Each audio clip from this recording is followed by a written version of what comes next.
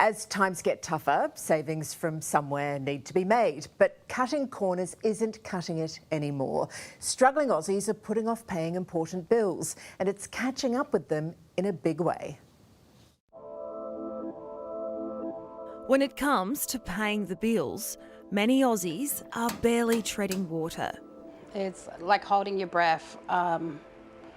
You just don't breathe. You don't feel like you're gonna get that big breath back and in your lungs. It just feels like you're drowning.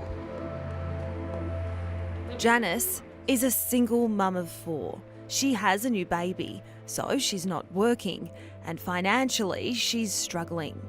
How hard is paying the bills right now, and which ones are you putting off? Yep, there's multiple bills I'm pushing back. Electricity is a big one. Food sometimes, and mainly rent, food and electricity. Yeah. Things can't get paid on time, and then you get people hounding you, calling you. Janice watches every cent because she has to. Most of her bills are paid late. I have to sit on my money to save up to get one repair done. It's crazy. My car's been unregistered because of it.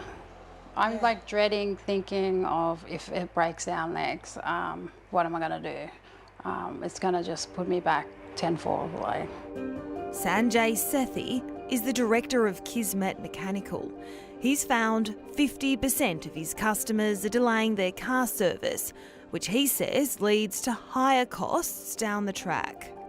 Had they spent the money when it was first required, it would have been a smaller bill, and car would have been maintained to the specs and would have been roadworthy and safe. Now they let it go so long and so far that other things have gone wrong too. Sanjay says others are putting off vital repairs because they simply can't afford them. The safety aspect, they're compromising on that. We can only draw it to their attention that this car is not roadworthy, but we can't force them to do it. So they're now cutting corners where the car should not be technically be on the road. Pet owners are delaying routine checkups. That means more illnesses are going undetected. There are a lot of debilitating health conditions like arthritis that simply aren't being treated. And unfortunately, the poor animals are the ones that are suffering. Dr Russell Barnett is a veterinary surgeon at Vineyard Veterinary Hospital. He's noticed a huge decrease in client visits. That obviously leads to increased expenses, and in some cases it can mean that we occasionally lose the animals. Even the cost of feeding animals is becoming harder. And so ultimately it's meant that there's been a big influx in people surrendering their animals to shelters. The cost of living crisis is affecting the really important stuff now. We're seeing over 500,000 Australians getting rid of insurance policies for home and health outright, for example, and that leaves them in a really vulnerable position. Tim Bennett is an insurance expert at finder.com.au. It's one thing to cut back on life's little luxuries, but then the fact that we're seeing Australians struggle so much that they're cutting back on the really important stuff, their health insurance, their health in general, their protection for their home. I think that's a really grim situation to be in. It's reflective of the fact that Australians are at their limits when it comes to their budgets. About 2% of Australians have completely ditched their house insurance over the last 12 months, and that's a couple of 100,000 people overall. However, a lot more people are not keeping their total insurance cost up to date, leaving potentially millions of Australians underinsured. Cash-strapped Aussies are gambling on their health too.